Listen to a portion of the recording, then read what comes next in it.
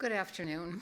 I'm delighted to welcome you to this amazing talk in front of us, and I will go ahead and tell you a little bit about the Innovations in Healthy Aging Initiative, which is sponsoring this talk tonight, or at least the talk, if not the, I'll let Esther talk about that.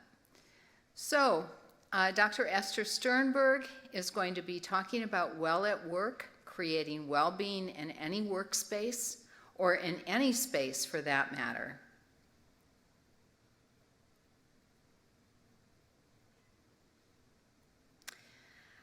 I am Kathy Insel. I'm the director of the Innovations in Healthy Aging Initiative, and I want to thank you for joining us for the Innovations in Healthy Aging lecture.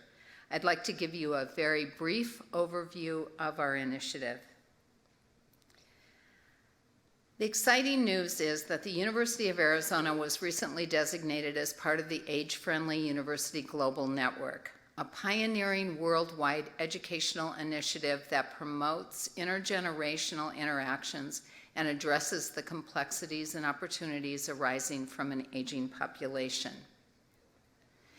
In fact, in 2020, 1 in 6 people in the U.S. were 65 or older. Between 2030, 1 in 5 people in the U.S., 20% of the nation's population, will be 65 or older. And also, something that I found very interesting and very pertinent to tonight's lecture, the number of workers 65 and older has increased by 117% in the span of 20 years, according to the U.S. Bureau of Labor Statistics. So more people 65 and older are in the workforce.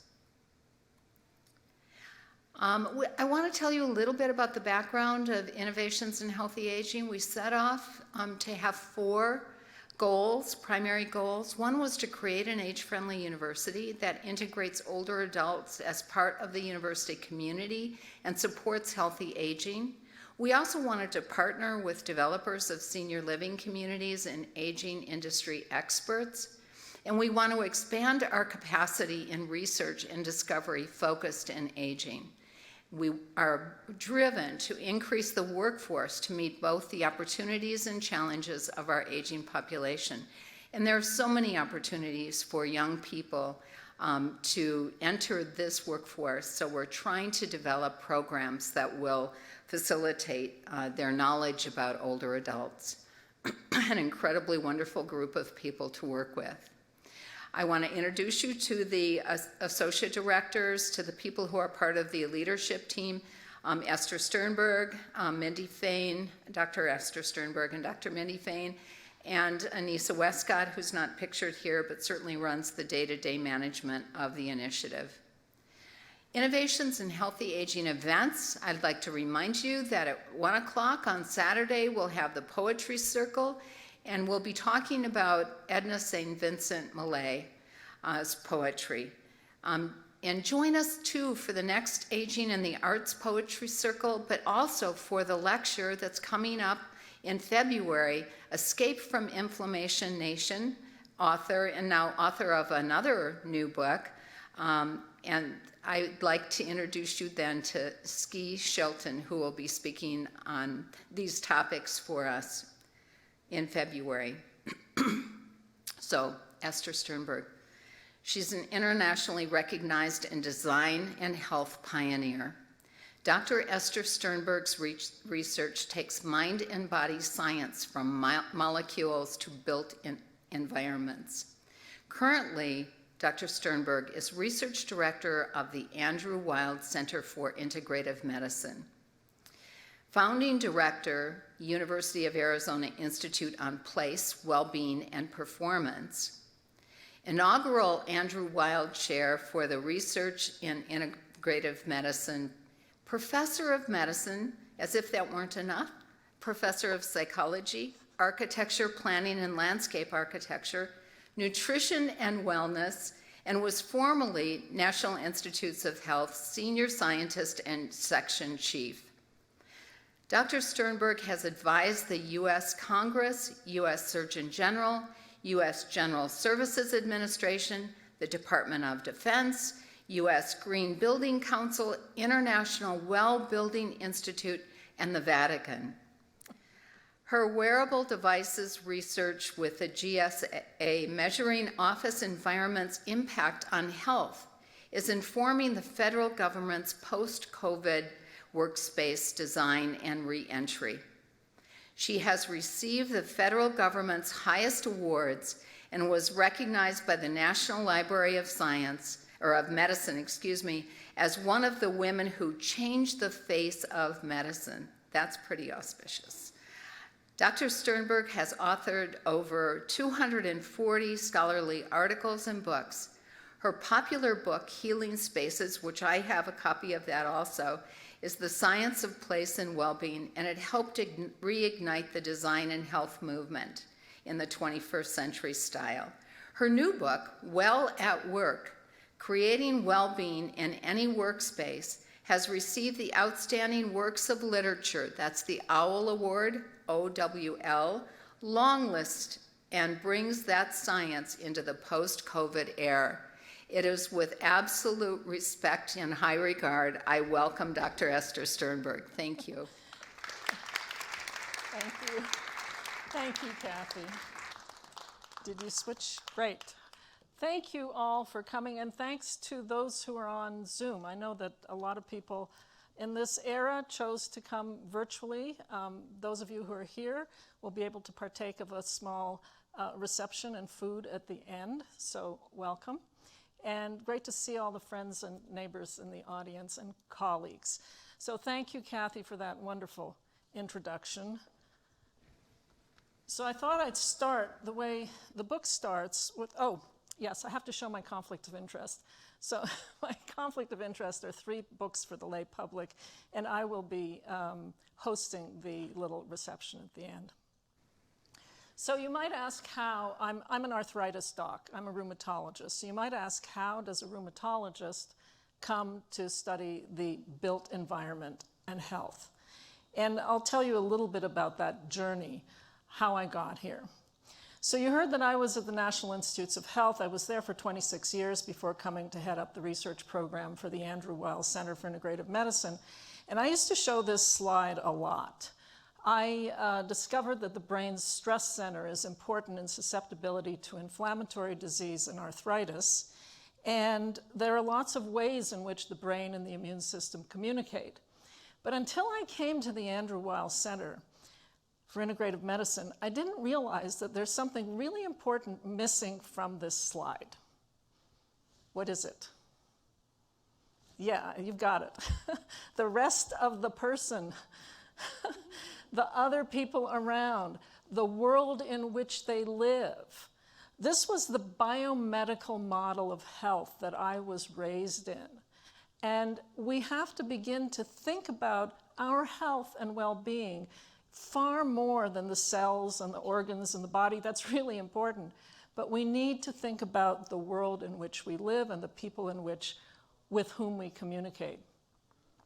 When I first had the courage at NIH in 1996 to ask this question to an audience of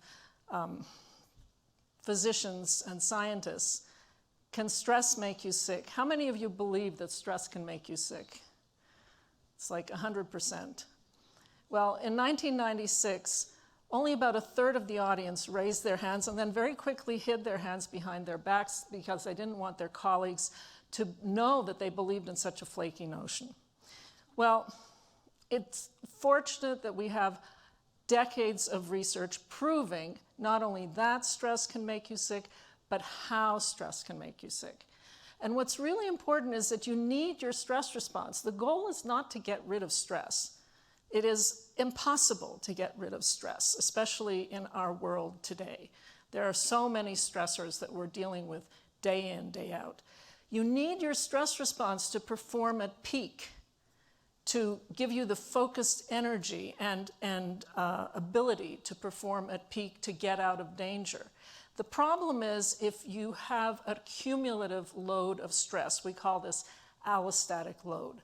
So imagine that you have an empty sack on your back. You wake up every morning with this empty sack, and every single little stressor or big stressor that you have gets put into that sac. And by the end of the day, you're weighted down with that allostatic load of stress. And that's what makes you sick. It's the cumulative stresses. So we know with decades of literature, of research, that chronic stress makes you have more frequent and more severe viral infections, reduces your vaccine take rate. How important is that in times of pandemic and COVID? It prolongs wound healing, it speeds cancer growth, and it speeds chromosomal aging. If you're chronically stressed, your chromosomes can look 10 to 17 years older than your biological age. That's not something that I want to have at my age. So what can you do about it? I didn't fully understand this notion, even though I had discovered that the brain center was important in susceptibility to arthritis. Even though I could hold that part of the brain in the palm of my hand, I did not fully appreciate how stress can make you sick until I went through a period of extreme stress for years and got inflammatory arthritis myself. And then, serendipitously, I went to Greece with neighbors. This is a tiny village on the south coast of Crete called Lentas. And above the village, there's a temple to the Greek god of healing, Asclepius. And I was there only 10 or 15 days, and I healed. And I understood at that point that there are things you can do to help you heal, even if you have chronic stress. What was I doing? I was eating a healthy Mediterranean diet. I was swimming in the ocean every day. That's not me, by the way. I was having healthy, good night's sleep, sometimes under the stars. I was out in nature. I was meditating. I didn't know that I was meditating. I would climb to the top of the hill above the town and sit for hours on the ruins of this temple to Asclepius in the doorway of a little ancient Greek chapel, and just look out at the ocean and look at the bougainvilleas against the white stucco buildings of the town. And time would go by, and I didn't realize that time was going by. And I only learned afterwards that I was meditating. And then I was surrounded by friends and neighbors and the grandmothers of the village. And they shared their stories of arthritis with me. And, you know, when I was looking for an image online to show how grandparents and younger people can help each other, most of the images are young people helping older people. Try this, look it up. And you find young people helping older people, but the older people helped me because there was an 85-year-old man who had prostate cancer. Haralampu Yorgu was his name. And he would climb the hill past our little cottage every morning and give me an orange or a grapefruit from his tree. And then he'd continue up the path to that ancient temple to Asclepius and pray. And I thought, well, if he can do it, I can do it. And that's what got me moving and walking, climbing the hill above the town. What I didn't realize is that I was engaging in the 7 domains of integrative health. So this is defined by the Andrew Weil Center for Integrative Medicine. They're the 7 core areas of integrative health: sleep, resilience, environment, movement, relationships, spirituality, and nutrition. Now, it's really, really hard to engage in all of those activities consciously, on purpose, right? Come January 1st, you say, I'm going to go to the gym every day, I'm going to go jogging, I'm going to go running, but then February 1st, not so much, right? Getting back to that question of how did I come to study place and well-being? So being in Greece made me realize that place, where you are, can certainly help you heal. But it didn't float to the top of my consciousness until I met the then Director of Research of the U.S. General Services Administration back in the year 2000, Kevin Campshire. And I tell this story, I tell all these stories in the book, by the way. So we were at a meeting and we were sitting at the bar in a restaurant having lunch, and Kevin asked me, how can we measure the impact of the built office environments that he oversees? So the U.S. General Services Administration is the agency of the federal government that builds and operates all non-military federal buildings. Your libraries, your courthouses, your embassies around the world, for over 1 million federal workers, 374 million square feet of office space. And Kevin wanted to know how to design those spaces to keep people healthy and well and productive. And so we began a study, which we published the first study in 2010, where we fitted office workers up with what were then state-of-the-art wearable monitors for heart. They were about twice the size of this clicker, and you had wires glued to your chest, and people wore these for 2.5 days. I did it too, just to see how it felt. And we also collected saliva and measured salivary cortisol, the stress hormone salivary cortisol. And we found that the people in the old, musty, dark, 6-foot-high wall cubicle spaces with no views, no sunlight, and high mechanical noise had significantly higher stress response on both of those measures than people in the new retrofitted space with lots of light and airy views to the outside and less mechanical noise. And I don't know why I was surprised. And the other thing that was really important is that the people who were stressed during the day were stressed at night even when they slept. So they took their office space home with them at night. Fast forward to when I moved to the University of Arizona, and we began a state-of-the-art study now with really state-of-the-art wearable devices, chest-worn devices called MovieSense, and sending questions to the smartphone, measuring the stress response, both the physiological and psychological responses. And I'm very happy that one of the characters in the book is actually right here, Dr. Matthias Mell, professor of psychology at the Department of Psychology at the College of Science. And he helped us design these studies and analyze them. And it was called Well Built for Wellbeing. So I'm going to give you some of the results of these studies in the next series of slides. But then COVID happened. COVID changed everything. How do you protect yourself from a virus that we know gets spread indoors, and how do you deal with that? Susceptibility to infection, to viral infection, depends on 3 things: the dose to which you're exposed, the duration that you're exposed to the virus, and your own resilience.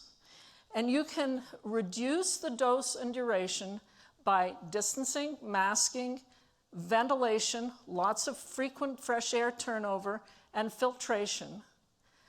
But in order to enhance your resilience once you are exposed, you need to engage in these 7 domains of integrative health to keep your resilience up.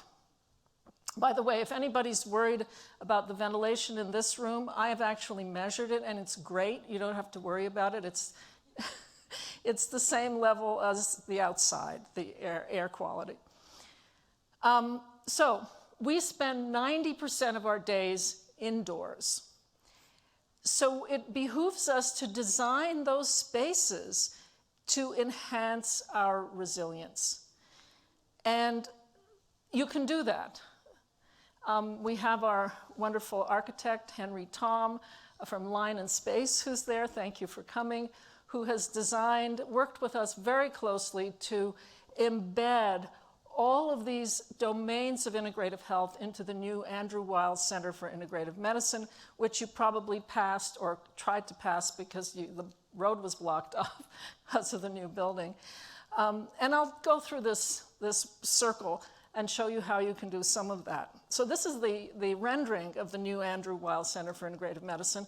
And shout out also to Scott Gimple here, our Director of Operations.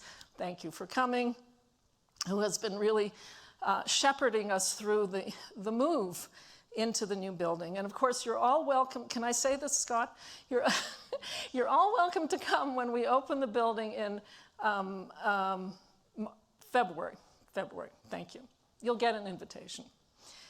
So how do you embed resilience into a workspace? You want light, you want good airflow, you want views, you want layout that encourages movement. You want to bring plants inside, bring nature in. Or if you can't bring nature in, surround it with gardens. Our new building is going to be surrounded by desert gardens. This is a picture of the College of Architecture, Planning, and Landscape Architecture's Underwood Family Sonoran Gardens. How many of you have been there? It's a wonderful space in what used to be a parking lot. In the middle of the summer, you can literally fry an egg on that blacktop. But there are students and faculty sitting in the garden all the time in this wonderful, cool green space. How many of you know about forest bathing? Okay, this is an audience I'm preaching to the choir. Shinrin-yoku is the Japanese term for forest bathing. It doesn't mean that you're taking a bath in the forest. It means that you're walking slowly in the forest and you're experiencing everything around you.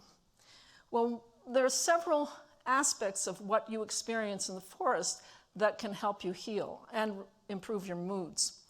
This is one of them. What's that? Green, right, green light. Green light reduces pain. So we have a professor here at the University of Arizona, Moab Ibrahim, who has done amazing studies to prove that green light reduces pain. This is a green contact lens that he made for his rats, okay? And also he put them in this box with green LED lights. And he found that it significantly reduced their pain. He then went on to study patients with chronic pain syndromes like fibromyalgia, and simply looking at a green light for several minutes or hours a day for several days significantly reduced the pain and improved all aspects of their quality of life. What else happens when you're in the forest? You're breathing deeply. You're inhaling these wonderful scents. How many of you love the smell of the monsoon season? Right. When I first moved here, I'm from Montreal originally, and when I first moved here, I couldn't place that wonderful fragrance in the air. I thought somebody was pumping some perfume into the air from the buildings. Well, it's made up of molecules called biogenic volatile organic compounds. It just means that they're compounds that plants release. They're oils that evaporate into the air, and many of them reduce depression, reduce anxiety, reduce stress, anger, pain, inflammation. There's something else in the forest. You hear the sounds of animals, of birds. I see somebody is relaxing there to the sound of birds. You can download these sounds on the internet, and it helps you fall asleep. I like the sound of rain. I also like the sound of trains, but that's something different. And these kinds of sounds have been shown to improve sleep and reduce stress. Now, in our studies, and this was one of the studies that Matthias Mell is a co-author on, led by Kartik Srinivasan when he was here at the University of Arizona, we studied the impact of different levels of sound on office workers in our GSA studies.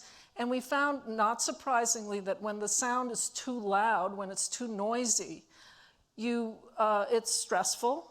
It can actually damage your ear. But it turns out when it's too quiet, your stress response is also higher. We don't know why that is. We think it's because the brain is a difference detector, and if it's very, very quiet, you can hear a pin drop and that'll startle you.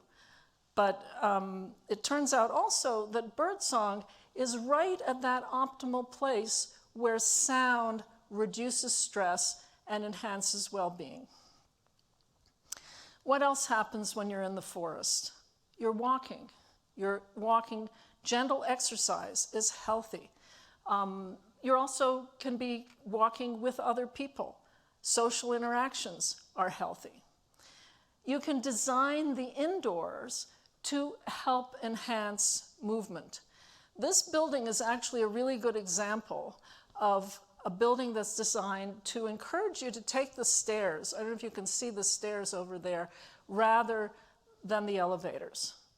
And the example in the picture is from the headquarters of Lending Tree in Charlotte, North Carolina, where people actually gather on the stairs to get together. If you can't bring nature in, you can bring in virtual reality. I tell the story in the book of a really brilliant young woman who had been in the video game industry and then had a serious accident, had neurotrauma, and when she was in and out of hospital in wheelchairs, and she finally got better, and she decided to get out of the video game industry and turn her expertise to something that will help people. So she created Studio Elsewhere and these recharge rooms. She did this during COVID in New York. It was really remarkable, and she now has recharge rooms in 60 hospitals around the country, including 2 at Banner. And I understand that there is a meditation room here. I don't think it's a recharge room here, but we will have one at the new Andrew Weil Center for Integrative Medicine. And what it is it's a space, a quiet room, white walls, darkened with some plants, and you sit facing the wall and you call out, "Elsewhere. Take me to a quiet mountain lake." And all of a sudden, the whole wall becomes a quiet mountain lake, and you hear the birds and you hear the water lapping, and you really do feel like you're at a quiet mountain lake. And she's found that simply, and this is looking at healthcare workers of all levels, from the cleaning staff all the way up to the CEOs, the physicians, the nurses, and everybody else in between in the hospital. She's found that 15 minutes a day of experience this recharge room reduces stress by 60%, improves mood by 30%, and improves cognitive performance by 35%. These were workers who were burnt out during COVID, and this went a long way to help them regenerate, get restored. So you can create spaces indoors to encourage social interactions. The recharge rooms do that. But you can create spaces of different sizes and different shapes to help different size groups get together. And you can also create spaces for spiritual contemplation. This is a rendering, again, from Henry Tom and Line and Space, of the new Spirit Building in the Andrew Weil Center for Integrative Medicine. We call it a new building, but it's actually 3 buildings. It's the Mind Building, the Body Building, and the Spirit Building. And this has the wonderful Arcosanti Paolo Solari bells that emit a sort of a heavenly chime. We're going to have yoga in our body building, in our sort of multi-purpose room. And this is a rendering or an avatar of Dr. Andrew Weil giving his cooking lessons in the new shared space in the multi-purpose room in the new building. So that's how you bring in healthy nutrition into the office space. You have cooking lessons, you can have indoor hydroponic vegetable gardens. We're talking with the College of Agriculture to see if we can get this in our new building. And if you can't bring these healthy vegetables in, then go to the Tucson Village Farm. I'm looking at Steve Gottlieb, who is on the board of the Tucson Village Farm. Thank you for coming. And you can share it with the community and help grow these vegetables for everybody, for even the underserved, for lots and lots, thousands of children and their families come through the Tucson Village Farm every year. Sleep is really important, and it's counterintuitive, but what you do in the morning and during the day can help you have a healthy, comfortable night's sleep. You really need that morning sunlight, bright morning sunlight from 8 a.m. to 12 noon. If you wake up at 5:30 in the morning, it could be from 5:30 in the morning till 12 noon. But that early morning sunlight sets your biological clock and helps you sleep at night. You have a shorter time to fall asleep, less of a depression or less of a bad mood the next morning when you wake up, and better sleep quality. Now, if you don't have access to bright circadian light, which of course we're very fortunate in Tucson that we do, there are all kinds of solutions, lighting solutions.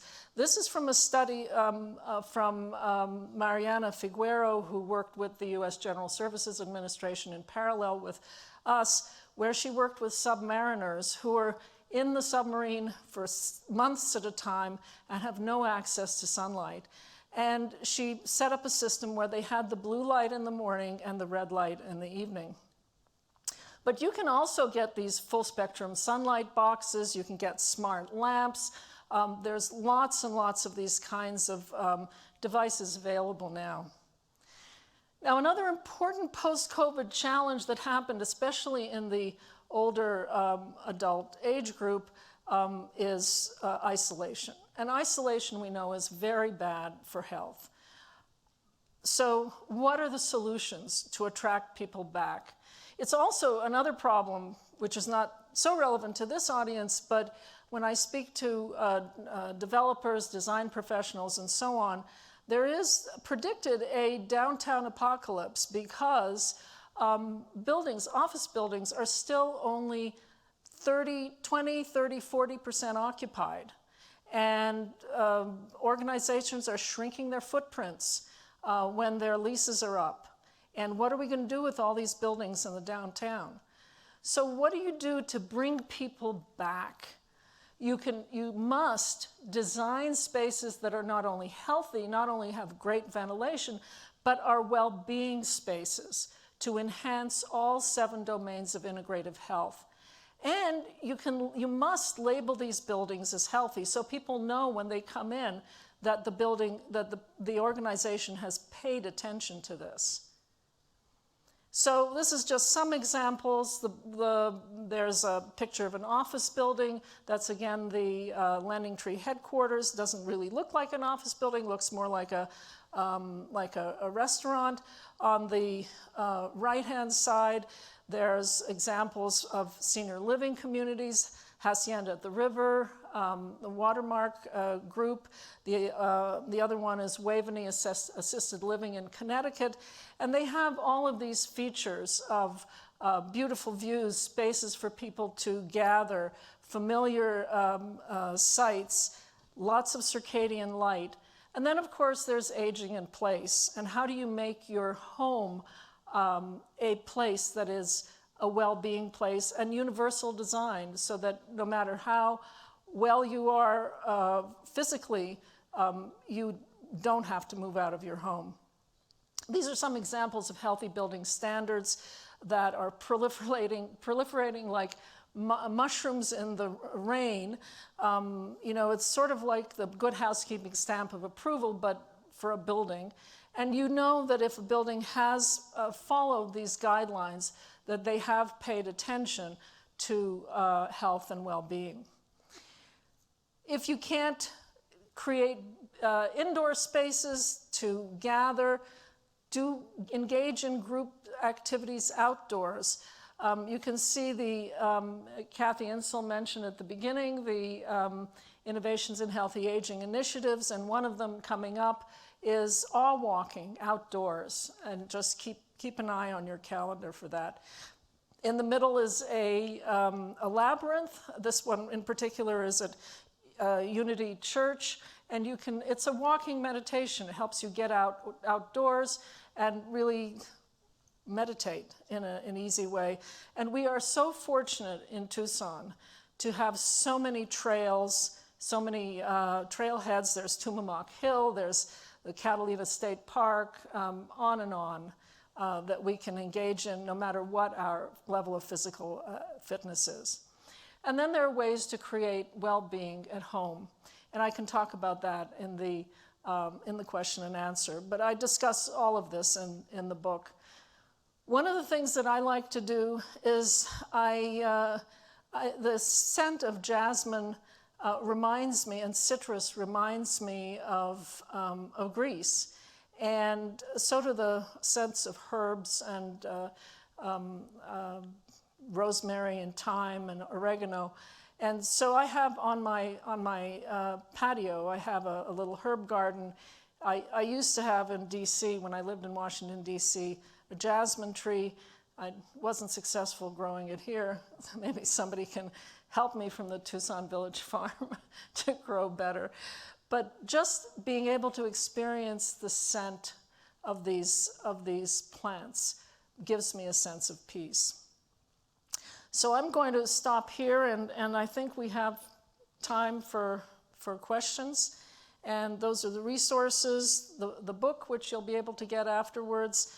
The U.S. General Services Administration is using the data from our studies to inform post-COVID reentry into the federal government. And you can go online at this sftool.gov, and you can see, give examples of the kinds of things that you can do at home as well. So those are my books and questions. Thank you so much, all of you.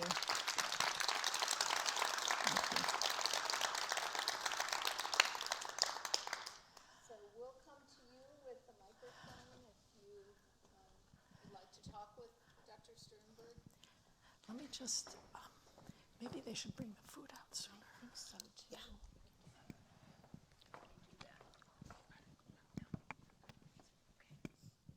Hi. This is not so much a question, but an observation. Right here. Where are you? Right here. Oh, sorry. I just wanted to put in a plug for something called the Osher Lifelong Learning Institute thank here you.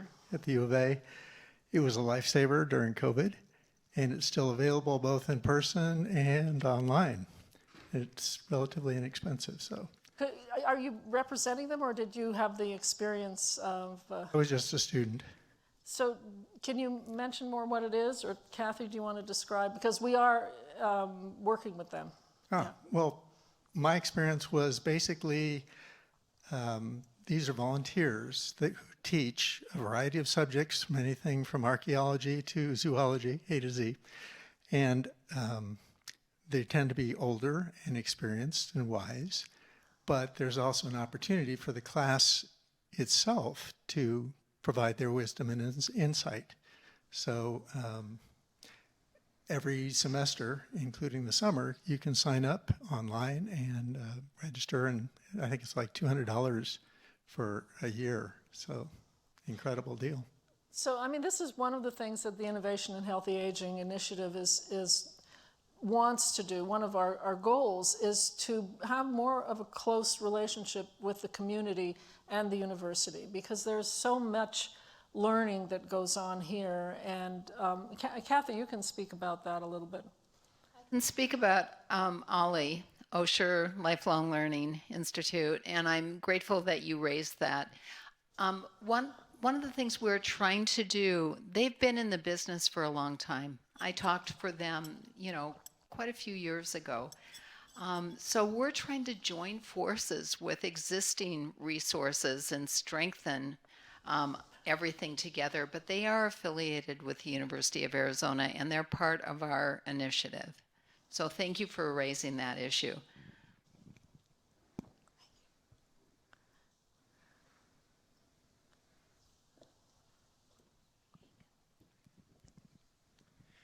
I'm curious, you showed these rooms, I forget what they're called, these well-being Oh, rooms. recharge rooms, yeah. Yeah, the recharge rooms. I'm wondering how effective that is compared to fully immersive virtual reality, with where you put on the headset. When you put on the headset. First of all, a number of people, a good percentage of people have trouble wearing the headsets. I get very bad motion sickness, so it's. I've experienced the room, and for me, it's better than the headset because you don't have this heavy thing on your face, and you're just sitting there and you're quietly meditating. It's really a guided imagery, is really what it is. And actually, if you want to participate in our studies, he who asks the question has to be careful. You can experience it in our living lab in the new building. We're going to be doing studies with Morel Phillips, who started Studio Elsewhere, to figure out exactly how these spaces reduce stress. And we can also compare it. That's a good idea. Let's compare it to the Oculus and see how it works. Thank you. Sign me up.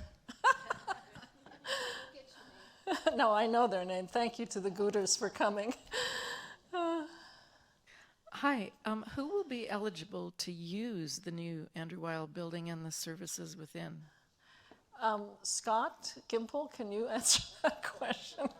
Can you give the microphone to Scott? The reason I want to make a comment Oh. is that there's increasingly convincing evidence that chronic stress increases the risk for Alzheimer's disease. And some of the examples are extreme. For example, PTSD in American veterans significantly shortens the time to develop dementia. And it would be absolutely fascinating ultimately to see how your procedures, your advice, changes the incidence of Alzheimer's disease in the population. That would be great. This is Dr. Seymour Reichlin, who is an example of an amazing person who has lived to 99 years old. And is an example that we should all hope to be when we are that age. Cy Reichlin was my mentor when I was at the National Institutes of Health, and I followed him here. He was a mentor of Andy Weil, Deepak Chopra, practically every department chair of medicine in the entire country. So thank you, Cy, for that. But I'm sure that you do not have chronic stress because you are certainly not affected with any issues with your head. So there was a question before, when can we use the new building? So Who's Scott, eligible? This is Scott. Hi, Scott how are you? Gimple. Scott Gimple is our Director of Operations. Thank you, Scott. So we're going to have, there's certain parts of the building that are going to be open to the public all the time. The Spirit Building, which is where the Solari bells are, that's going to be open for the public for meditation, as well as the grounds. We're also working on programming now in our body building that's going to be open to the Tucson community. Everything from yoga to Tai Chi and other experiences like that. So as we get through, probably we'll have a grand opening around April, and then after that we'll start programming the space with various activities for the Tucson community. Great, thank you. Okay, there's another question there. Oh. Hi, thank you for your talk. Thank you. I'm wondering if you can speak about how cultivating healthy spaces can affect people who have suffered trauma. Well, this is an example of the recharge rooms. The Morel Phillips, who created them, had suffered trauma, and this is why she started doing it. So you can't, creating healthy spaces isn't going to fix everything, right? But it will help you engage in any or all of these activities that will help you heal, both physically and emotionally. One of the hard things about integrative health is when you see those 7 domains, you say, oh, I can't do all of that. Exercise, relationships, healthy nutrition, spirituality. I mean, how am I going to do all of that? And the healthy and designing for well-being helps you to engage in those activities passively without having to actively think about it. I mean, this is what we found with the studies with the GSA, that the people who were in that beautiful open office space moved more. It was the equivalent of 1,000 steps more a day than people who were in the old cramped offices. They had healthier sleep, they had less stress. So each of these, anything you can do to tweak the environment a little bit can help move you towards that place of well-being. Thank you. You're welcome. Oh, it's 5 minutes? No. Oh, we have a question online. Oh, online. Okay, thank you.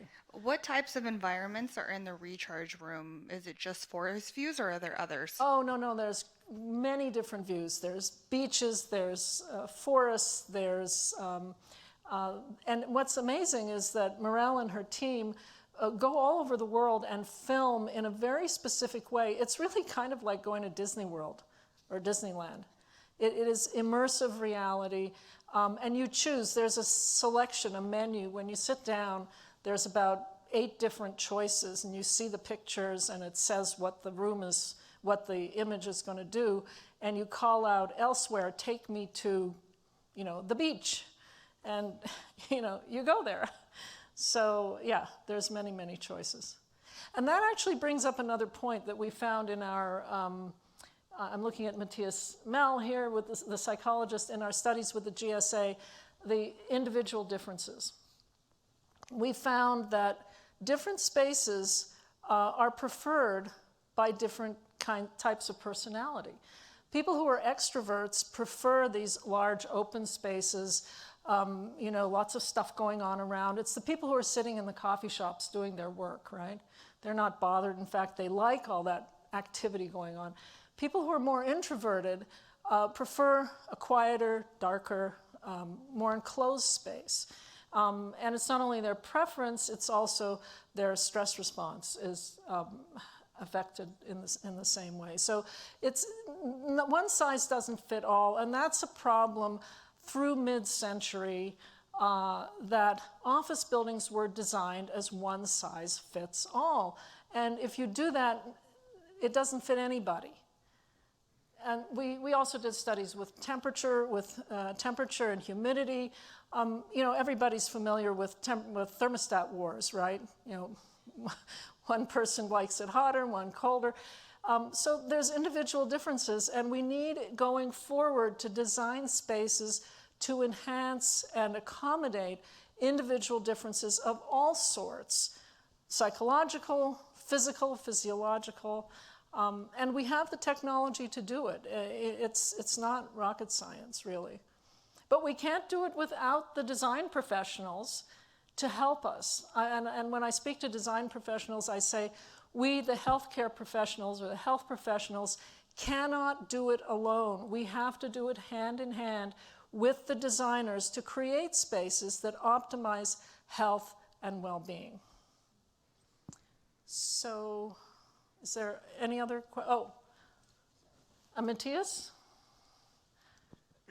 Well, I wanted to ask, this is wonderful. We have now lots of scientific findings, and as we move towards an architectural design for well-being, what are areas that are like, check, yeah, we can get light into buildings, that's easy. We can get green things into building. And what are the tough nuts to crack? Of those 7 aspects, where is architecture, maybe not stuck, but where is the challenge? What's ahead of us? Leave it to Matthias to ask a tough question.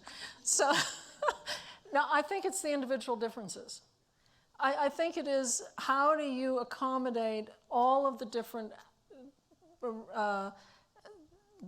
comfort levels, all the different personality types, all the different kinds of work you're doing. If you think about it, at any moment in the day, you have different kinds of work. Sometimes you do need to be heads down, and sometimes you do need to be with other people. So it's a challenge.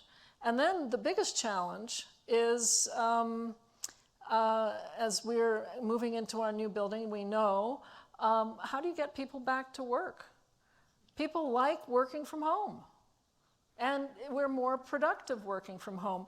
But what we're not better at working from home is the social cohesiveness of an organization, the social interactions, and that speaks to not only work, but in the older age groups being isolated. And isolation is a bad thing. So those are the challenges, individual differences and balancing these different needs. I think You mentioned. sorry. You mentioned that Banner had put in a meditation room. Yeah. And I'm just curious, they chose not to put in the recharge room given the data on the healthcare. No. They have two. Sorry, this building has a meditation room. Apparently, I haven't seen it. But Banner has 2 recharge rooms. You haven't been there yet. You're gonna start knocking. Are you? You're gonna start opening doors and seeing what's in there. Are you a physician at Banner? Yes. Well, you should. Actually, it's a good question. Any healthcare staff can go into the recharge room. I would say one of the things about the new hospital is the views from the, especially the 9th floor, where our patients are on the 9th floor, the top floor, are very soothing and really excellent. Yeah. And also the outpatient clinics on North Campbell. You have the views of the mountain. Yeah. Yes. Yeah, this is a new building. This one. This one. Yes. And the space does not seem that comfortable. So I didn't design it. Henry didn't design it. So when you deal with architects, because it looks like it's just kind of stuff is spread out. There's no real cohesiveness here at all. And I consider myself sort of an introvert extrovert, and it seems like a waste of space, and it's a little bit disturbing. Well, okay. So just to be clear, our new building is not this new building. Right, but this is a new building at It's a newish enormous building. expense. I see. Okay. Well, I can't speak to that. It does have elements of helping you move around, however. Do you know Chris Alexander, architect? No. He wrote Timeless Way of Building, Pattern Language. He was at University of California, Berkeley, and designed many spaces that were supposed to be a compilation of comfortable spaces throughout the world. I'm actually talking with Raymond Neutra. If you know, you seem to be either an architect or an architecture buff. Richard Neutra was his father, and he created the Health House back in the mid-century. And Raymond Neutra has taken over the Neutra Institute. And we're talking about working together to figure out what it was about those spaces that he created, that his father created so many years ago, that helped enhance well-being. Okay, thank you. I think we would take one more question and then... Okay, great. So thank you so much, Dr. Sternberg. Thank you. Never cease to be impressed by you. Thank And you, the Kathy. idea that the environment shapes, so many things. I'm very grateful that you've brought it to our awareness too. Thank you so much. And there's a little bit of food over there. You're all welcome to partake. And then if anybody wants to buy books, I'm signing them, and we're even going to give you a little sticker for the Outstanding Works of Literature Award that it got on the long list of. So thank you all for coming. Thanks to the online folks. And we'll see you around the corner. Thank you.